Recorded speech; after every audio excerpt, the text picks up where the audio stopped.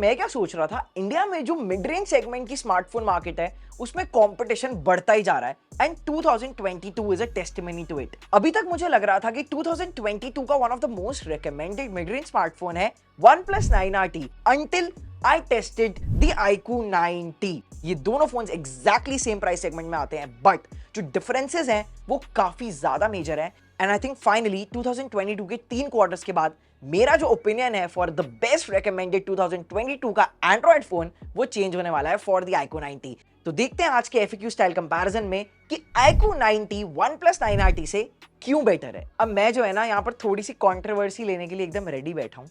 यार कुछ लोग कहेंगे कि क्यों तुम बोल रहे हो iQOO 9T बेटर है 9RT से, but I have valid points जो कि वीडियो में आगे बताऊंगा। बट सबसे पहले बात कर लेते हैं डिजाइन की। तो डिजाइन वाइज मुझे iQOO 9T 9RT से इतना ज्यादा बेटर नहीं लगा एंड द रीजन इज कि ये फोन थोड़ा सा ऐसा लगता है कि ये प्लास्टिक फोन है। इवन दो यहाँ पर फ्रंट एंड बैक साइड पर आपको ग्लास बैक मिलती है एंड साइड में आपको एक मेटल फ्रेम मिलता है exactly like the OnePlus 9RT, but इसकी इन हैंड फील इतनी ज्यादा अच्छी नहीं है। ऑल्सो ये फोन थोड़ा सा ज्यादा ब्रॉड और टॉल फील होता है सिंगल हैंडेड यूजेज में, तो I wouldn't call it a flagship design phone. वहीं बात करूं अगर OnePlus 9RT की, तो इसका फॉर्म फैक्टर काफी अच्छा है एंड सिंगल हैंड यूजेज में मुझे बहुत पसंद आता है। इसके अलावा इन दोनों ही फोन्स की जो बैक ग्लास है उस पर बिल्कुल भी फिंगरप्रिंट स्मजेस नहीं आते एंड आई रियली लाइक कि कैसे स्मार्टफोन OEMs ने इस वाले फैक्टर को बहुत जल्दी अडॉप्ट कर लिया। जो लोग बोलते रहते थे कि फोन्स आपके ग्लास बॉडी वाले फिंगरप्रिंट स्मजेस कैप्चर कर रहे हैं, I think that's finally gone for the mid range and the premium flagship segment. इसके अलावा जो iQOO 9T का डिजाइन है ना वो BMW इंस्पायर्ड है एंड ये iQOO 7 से ही चलता आ रहा है। iQOO 7 लेजेंड में देखा था हमने, iQOO 9 में देखा था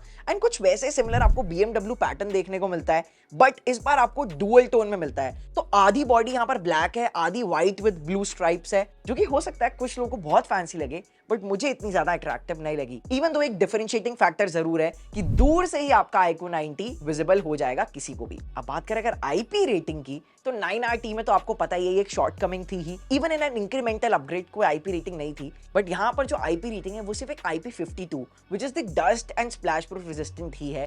it's not very much waterproof exactly like the OnePlus 9RT। तो यार इन दोनों फोन्स को थोड़ा पानी से बचा के रखना, बारिश का मौसम वैसे भी चला गया। इसके अलावा फोन्स की प्रोटेक्शन जो है वो कॉर्निंग गोरिल्ला ग्लास से जज होती है, तो ये दोनों ही फोन्स काफी प्रोटेक्टेड है क्योंकि front as well as back side पर आपको कॉर्निंग गोरिल्ला ग्लास 5 की प्रोटेक्शन मिल जाती है। But let me tell you यार, ये भी कुछ ना ज्यादा स्क्रैच रेजिस्टेंट तो नहीं है। ड्रॉप रेजिस्टेंट होगी वो अलग बात है, क्योंकि यहाँ पर मेरे OnePlus 9RT पे ना बहुत सारे स्क्रैचेस आ चुके हैं because we used it without any tempered glass. But अभी iQOO 9T से मैंने स्क्रीन प्रोटेक्टर नहीं हटाया because I know how Corning Gorilla glass 5 is prone to scratches. बाकी अगर बात करें इन दोनों फोन्स में डिस्प्लेस की, तो iQOO 9T में आपको सैमसंग की E5 AMOLED डिस्प्ले देखने को मिल जाती है which comes with a peak brightness of 1500 nits। वही बात करें अगर OnePlus 9RT की, तो यहाँ पर आपको सैमसंग की E4 AMOLED डिस्प्ले देखने को मिलती है। ये दोनों ही डिस्प्लेस 1 बिलियन कलर्स तक सपोर्ट करती है। दोनों में ही आपको HDR10+ का सपोर्ट देखने को मिल जाता है, बट यार इन स्पेक्स वगैरह से इतना मेजर फर्क नहीं पड़ता जितना डेली लाइफ यूजेज से पड़ता है। Let me tell you, iQOO 9T का डिस्प्ले OnePlus 9RT की डिस्प्ले से थोड़ा सा ज्यादा ब्राइट है। ओवरऑल जो कलर्स एंड शार्पनेस है वो भी मुझे यहाँ पर बेटर लगी 9RT के कंपैरिजन में। Here's a lux meter test as well, जिससे कि ये प्रूव भी हो जाता है। मैंने एक वाइड स्क्रीन को HDR में टेस्ट करके देखा and you see iQOO 9T की डिस्प्ले 770 निट्स तक ऑफर करती है इंडोर लाइटिंग एनवायरनमेंट में। वही OnePlus 9RT की डिस्प्ले ब्राइटनेस के टर्म्स में 700 निट्स से नीचे ही रहती है। इसके अलावा डिस्प्ले में एक और डिफरेंस ये है कि इवन दो इन दोनों फोन्स में आपको 300 हर्ट्ज का टच सैंपलिंग रेट मिलता है, बट iQOO 9T में आपको 1200 हर्ट्ज का इंस्टेंट टच सैंपलिंग रेट मिल जाता है, जो कि ओवरऑल गेमिंग के टाइम पर काफी काम आता है। यू कैन नॉट जज it but you can actually feel it while you are gaming. इसके अलावा जैसे iQOO 7 में आपको एक मॉन्स्टर चिप मिलती थी for the display, iQOO 9T में आपको मिलती है V1 plus chips for better graphics. And there is another slight difference in the punch hole notch, जो कि दोनों में ही स्लाइटली अलग है। इसके बाद इन दोनों फोन्स के मैंने डिस्प्ले को ब्राइट सनलाइट में भी टेस्ट करके देखा। कुछ डेडिकेटेड फीचर तो है नहीं, बट अडेप्टिव ब्राइटनेस जब आप ऑन कर देते हो तो ऑटोमेटिकली दोनों ही डिस्प्लेस आपकी अडेप्ट हो जाती हैं आउटडोर एनवायरनमेंट्स में।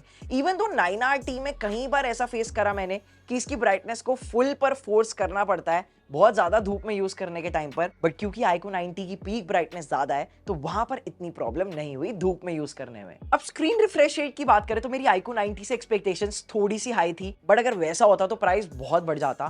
To keep it under 50,000, iQOO 9T में LTPO 2.0 डिस्प्ले नहीं दिया है। It's just 60 Hz, 120 Hz और a smart switch feature for the refresh rate। बात करें OnePlus 9RT की, तो यहाँ पर आपको सिर्फ दो डेडिकेटेड मोड्स मिलते हैं, 120 Hz एंड 60 Hz।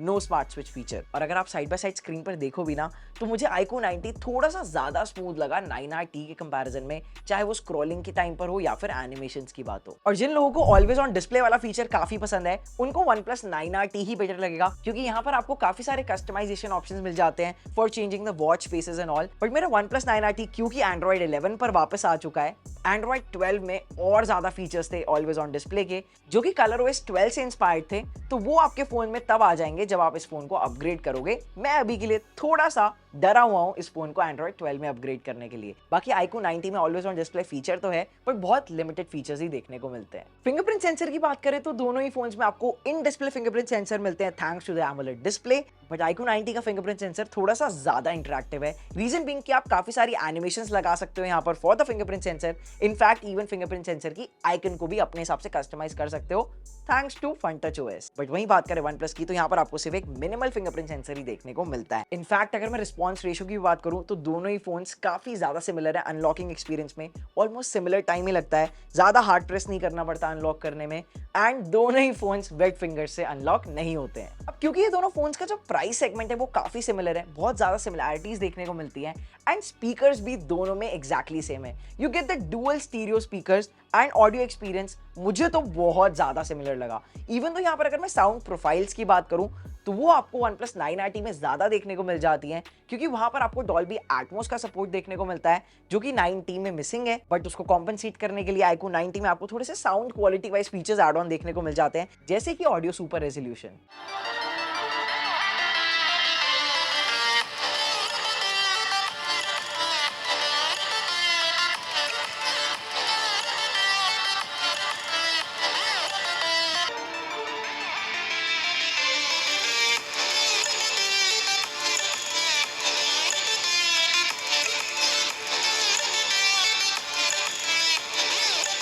अब परफॉर्मेंस की बात करने से पहले एक बार कैमरा की बात करते हैं। यहाँ पर कैमरा के मामले में मुझे OnePlus 9RT काफी सही लगा, स्पेशली डे लाइट शॉट्स में। तो सबसे पहले आपको कुछ डे लाइट शॉट्स दिखाता हूँ। This is my human subject portrait. यहाँ पर आप देखो 9RT में कितनी ज्यादा शार्पनेस एंड ब्राइटनेस है। वहीं iQOO 90 50 मेगापिक्सल GN5 सेंसर के बाद भी इतनी अच्छी क्लैरिटी नहीं दे पाया। मेरे फेस पर आपको स्लाइटली डार्कनेस दिख रही होगी। Moving on to the next shot of this white building, ये मुझे iQOO 90 में स्लाइटली बेटर लगी, क्योंकि यहाँ पर ये ऑटो डिटेक्ट कर लेता है कि I am capturing a building, and ये उसको थोड़ा सा एनहांस कर देता है। बट एक बार देखो जो डायनामिक रेंज है वो स्लाइटली कम है, क्योंकि बादल हल्के से व्हाइट वॉश हो गए हैं, जो कि iQOO 90 के कैमरा में नहीं थी। अब एक और मैं आपको हमारी ऑफिस बिल्डिंग का शॉट दिखाता हूँ। यहाँ पर भी iQOO 90 takes a very beautiful shot, right amount of color balance as well as sharpness। वही 9RT के शॉट में पता चल रहा है कि सैचुरेशन ऐड हुआ है। अब अल्ट्रा वाइड एंगल शॉट के टाइम पर iQOO काफी अच्छे से कलर बैलेंस करता है, जबकि 9RT में स्लाइटली डार्कनेस ऐड हो जाती है, जो कि मैं हमेशा से ही बोलता आया हूँ। इसके बाद एक और शॉट आपको दिखाता हूँ, which is a macro shot taken from the dedicated super macro modes in both the phones। Look at the sharpness in iQOO 90 shot। Colours इतने ज्यादा बढ़िया निकल के आए हैं, एंड ओवरऑल जो पिक्चर क्लैरिटी एंड फोकस है वो भी बहुत सही है। जबकि OnePlus 9RT का जो मैक्रो सेंसर है वो इतनी अच्छी डिटेल्स नहीं निकाल के देता है आपको इन टर्म्स ऑफ कलर्स और क्लैरिटी। अब सेल्फीज की बात करूं तो 9RT की सेल्फीज एकदम नेचुरल तो नहीं है, वहां पर थोड़ा सा आपका कलर बूस्टिंग जरूर मिलती है, एंड मुझे ऐसा लगता है कि स्लाइटली फेस पर भी ब्यूटिफिकेशन ऐड होती है, जो कि इससे पहले OnePlus फोन्स में नहीं होती थी। But look at the sharpness in iQOO 90 की सेल्फी, चाहे वो फेशियल डिटेल्स हो या फिर मेरी शर्ट का कलर, एकदम नेचुरल निकल के आया है, and I really like that. But indoor selfies में ये नेचुरल टच मेंटेन करते करते स्लाइटली सेल्फीज डार्क हो जाती हैं, जो कि आपका OnePlus 9RT में काफी अच्छे से निकल के आती है, एंड इसलिए कोई एक सेल्फी विनर चुनना थोड़ा सा मुश्किल है। सो अब टोटली डिपेंड करता है कि आपको कैसा कैमरा पसंद है। Now if you are wondering कि लो लाइट में शॉट्स किसके बेटर निकल के आएंगे, तो I have a dedicated winner, it is the iQOO 90। यहाँ पर जो Vivo की V1 Plus चिप है वो iQOO 90 में लो लाइट शॉट्स को काफी ज्यादा एनहांस करने में हेल्प करती है, बिकॉज यू विल सी कि इवन लो लाइट में काफी कम नॉइज है पिक्चर्स में, and the overall clarity is pretty good. But सिर्फ तभी जब आप रियर कैमरा यूज कर रहे हो। जैसे ही आप फ्रंट सेल्फी कैमरा पर आ जाते हो तो वहां पर जो लो लाइट सेल्फी है वो थोड़ी सी खराब हो जाती है। iQOO 90 की लो लाइट सेल्फी में मैं अंधेरे में इतना अच्छे से पहचान में भी नहीं आ रहा, बट 9RT में एटलीस्ट पता चल रहा है कि वो मैं हूं। वहां पर इवन दो थोड़ा सा सॉफ्टवेयर प्रोसेसिंग के बाद ब्राइटनेस ऐड जरूर हुई है। But the ultimate camera verdict is कि अभी तक मैं बोलता था कि OnePlus 9RT के कैमरा को मिड रेंज में किसी भी फोन ने इतना ज्यादा पास से बीट नहीं किया है, but I think iQOO 90 finally 9RT के साइड में आके खड़ा हो गया है for the best camera phone under 50,000। अब देखो, जो लोग थोड़ा सा परफॉर्मेंस सेंट्रिक फोन चाहते हैं, जिनको परफॉर्मेंस से बहुत ज्यादा फर्क पड़ता है, उनको मैं बता दूं यहाँ पर भी एक क्लियर विनर है हमारे पास, which is the iQOO 9T। सबसे पहले एक बार AnTuTu स्कोर्स देखो, ऑलमोस्ट 10 लाख का मार्क क्रॉस कर गया, यानी कि 1 मिलियन का मार्क क्रॉस कर गया iQOO 9T with the Snapdragon 8 Plus Gen 1 on loaded. वहीं 9RT का Snapdragon 888 processor somewhere under 8 lakhs ही रहता है, so the difference is quite huge. Geekbench scores में भी आपको डिफरेंस देखने को मिल जाता है। सो परफॉर्मेंस वाइज अगर आप एक डेली एवरेज यूजर हो तो आपको 9RT में इतना ज्यादा प्रॉब्लम नहीं होगी, बट अगर आप एक हैवी यूजर हो तो यस, Snapdragon 8 Plus Gen 1 आपको एक काफी बढ़िया एक्सपीरियंस प्रोवाइड करेगा। एंड ऑल्सो क्योंकि लेटेस्ट प्रोसेसर है तो थोड़ा सा लॉन्गेविटी भी इस प्रोसेसर की बढ़ जाती है। But wait a second, latest processor के साथ एक प्रॉब्लम ये आती है कि ये फोन्स थ्रॉटल होते हैं। इसके लिए मैंने CPU थ्रॉटलिंग टेस्ट करके देखा and you see the results here. iQOO 9T 76% तक परफॉर्मेंस थ्रॉटल कर देता है जब मैंने 15 मिनट का टेस्ट रन किया। वही OnePlus 9RT में ये 78% तक जाता है। सो इतना ज्यादा थ्रॉटलिंग तो नहीं है, ऑलमोस्ट क्लोज है। And you see the actions, GIPS count iQOO 9T का 50,000 से भी ज्यादा है OnePlus 9RT से, यानी कि आप यहां से जज कर सकते हो कि iQOO 9T कितना ज्यादा केपेबल है। But I was talking about throttling, जिसका आपके लिए मेजर मतलब ये है कि यार क्या ये फोन हीट अप हो जाता है? तो हाँ, I be very honest, iQOO 9T mostly heavy usage में हीट अप हो जाता है, which is not very uncomfortably warm, but हाँ, आपको साइड्स एंड बैक साइड से फील हो जाएगा कि ये फोन गर्म है, जो कि OnePlus 9RT में फाइनली सॉल्व हो गया है। Snapdragon 888 जब OnePlus 9 Pro के साथ आया था तब बहुत हीट होता था, बट 9RT में it's quite efficient and you never feel कि ये फोन बहुत ज्यादा गर्म हो रहा है। एंड ये मैं एक बार आपको दिखा भी देता हूँ 30 मिनट्स का गेम टेस्ट करने के बाद। अब बात करें गेमिंग मोड की, तो यस, iQOO 9T में ये भी OnePlus 9RT से काफी ज्यादा एनहांस्ड एंड बेटर है। You get to see a lot of features जो कि आप स्क्रीन पर देख ही सकते हो। डेडिकेटेड मॉन्स्टर मोड में भी स्विच कर सकते हो, 4D गेम वाइब्रेशन भी देखने को मिलती है यहाँ पर आपको, साथ में और iQOO के डेडिकेटेड अल्ट्रा गेम मोड वाले फीचर्स जो कि OnePlus 9RT में नहीं है। It's quite minimalistic. All you can do is setup कि आपको फोकस मोड ऑन करना है कि नहीं, या फिर आपको परफॉर्मेंस मोड में जाना है, या फिर पावर सेवर मोड में जाना है, and that's all. And I personally feel कि ओवरऑल गेमिंग एक्सपीरियंस जो है वो डेफिनेटली iQOO 9T का बेटर है OnePlus 9RT से। अब क्योंकि मैंने 4D वाइब्रेशन की बात करी है तो एक बार हैप्टिक्स की भी बात कर लेते हैं। iQOO 9T में आपको dual X axis linear motor देखने को मिलती है, जो कि सिमेट्रिकली अलाइंड है left and right side of the body पे। So firstly when you type and generally use the phone, तो वाइब्रेशंस जो हैं वो आपको काफी सिमेट्रिकल फील होती हैं ऑल ओवर द फोन। इसके अलावा जब आप गेमिंग करते हो और फोन को लैंडस्केप में पकड़ते हो तो वाइब्रेशंस जो है गेमिंग के टाइम पर, शूटिंग के टाइम पर, रेसिंग के टाइम पर, दोनों साइड से सिमेट्रिकली फील होती हैं एंड ओवरऑल काफी बढ़िया एक्सपीरियंस आता है, जो कि एक्चुअली में iQOO 7 से मैं बोलता आ रहा हूँ कि जो 4D गेम वाइब्रेशन एंड ये जो लीनियर मोटर्स का काम है वो iQOO काफी अच्छे से कर रहा है। OnePlus 9RT में जो ओवरऑल गेमिंग एक्सपीरियंस है वो काफी मिनिमल है, इवन तो यहाँ पर भी आपको 4D हैप्टिक्स मोटर देखने को मिल जाती है, but the experience is not as good as the iQOO 9T। Now talking about the RAM expansion feature, तो यहाँ पर एक काफी मेजर डिफरेंस है।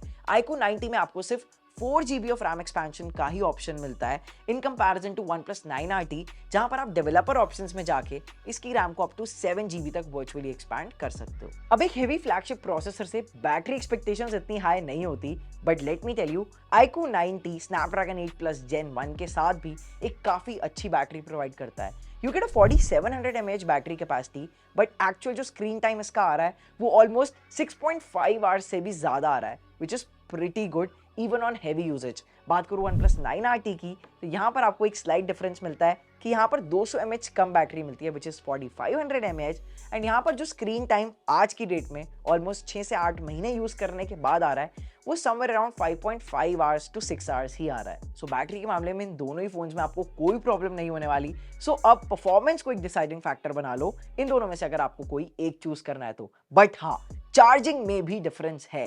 iQOO 9T सिर्फ 19 मिनट्स में 0 से 100% तक चार्ज हो सकता है with that 120 watts Vivo flash charger, जो कि काफी इंसेन है, and you get that in the box. वहीं OnePlus 9RT की बात करें तो इसमें आपको 65 वॉट्स की वॉप चार्जिंग देखने को मिलती है, which is obviously there in the box itself, and almost इसको चार्ज करने में 35 मिनट्स के आसपास लग ही जाते हैं if you don't use it while charging. So I'm very happy iQOO, OnePlus, Oppo, Vivo ने अभी तक भी फोन के बॉक्सेस में से चार्जर्स को नहीं निकाला है। अब दोनों फोन्स में से एक को चूज करने का एक और फाइनल डिसाइडिंग फैक्टर है सॉफ्टवेयर। iQOO 90 बाय डिफॉल्ट आपका Android 12 which is based on FunTouch OS 12 के साथ आता है। वहीं OnePlus 9RT जब लॉन्च एंड शिप हुआ था तो इसमें आपको Android 11 मिलता था which is based on Oxygen OS 11। And in दोनों ही फोन्स का जो यूजर एक्सपीरियंस है वो काफी अलग है।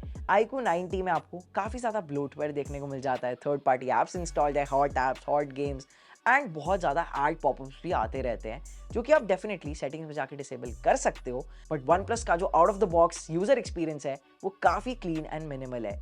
दोनों फोन्स का कंट्रोल सेंटर्स कुछ ऐसे दिखते हैं, इतना ज़्यादा फर्क नहीं है, बट iQOO के कंट्रोल सेंटर में थोड़े से फीचर्स ज़्यादा हैं। इसके अलावा विजिट्स वाइज भी आपको FunTouch OS 12 में एडिशंस देखने को मिलते हैं एंड ओवरऑल मुझे नहीं लगता कि Oxygen OS का FunTouch OS से कोई भी कंपैरिजन है। बट FunTouch OS में एक बात ये जरूर है कि थोड़ी सी एडेड कस्टमाइजेशंस आपको देखने को मिल जाती है। Now let's talk about the longevity. तो OnePlus आपको 3 years of Android software updates provide तो करता है with 4 years of Android security patch updates, but since 9RT Android 11 के साथ शिप हुआ था तो इसमें एट मोस्ट एंड्रॉइड 14 ही आएगा, इससे ज्यादा नहीं। वहीं iQOO 90 में भी आपको 3 years of Android software updates मिलते हैं with 4 years of Android security patch updates, but इसमें एंड्रॉइड 15 भी आ जाएगा क्योंकि ये by default out of the box Android 12 के साथ शिप होता है। सो आई एम श्योर वीडियो यहां तक देखने के बाद आपके दिमाग में क्लियर हो गया होगा कि मैं क्यों बोल रहा था iQOO 90 OnePlus 9RT से बेटर है। एंड अब मुझे फाइनली 9RT के आसपास रेकमेंड करने वाला एक फोन मिल गया है विच इज द iQOO 90, जो कि इनफैक्ट परफॉर्मेंस वाइज 9RT से बेटर है, कैमरा वाइज ऑलमोस्ट एकदम टक्कर देता है 9RT को, एंड चार्जिंग स्पीड्स आपने देखी कितनी इंसेन है एट 120 वॉट्स। वहीं अगर आपको थोड़ा सा सॉफ्टवेयर ज्यादा मैटर करता है और अगर आपको एक overall premium in hand feel चाहिए तो हाँ, आप OnePlus 9RT कंसिडर कर सकते हो and that's where the overall difference lies in these two phones. बाकी गाइस प्राइस के हिसाब से, अपने बजट के हिसाब से इन दोनों फोन्स में से आप कोई भी खरीद सकते हो। बाकी मुझे नीचे कमेंट करके जरूर बताना कि आपको इन दोनों फोन्स में से ज्यादा पसंद कौन सा आया। मैं जा रहा हूँ एक नई वीडियो बनाने, तब तक के लिए बाय बाय एंड हाँ, वीडियो को लाइक जरूर कर देना, अपने फ्रेंड्स के साथ शेयर कर देना और ऐसे और बढ़िया कंटेंट के लिए बेल आइकन प्रेस कर दो ताकि हमारी तरफ से कोई भी नई वीडियो आए वो आपके तक सबसे पहले पहुंचे। Bye bye.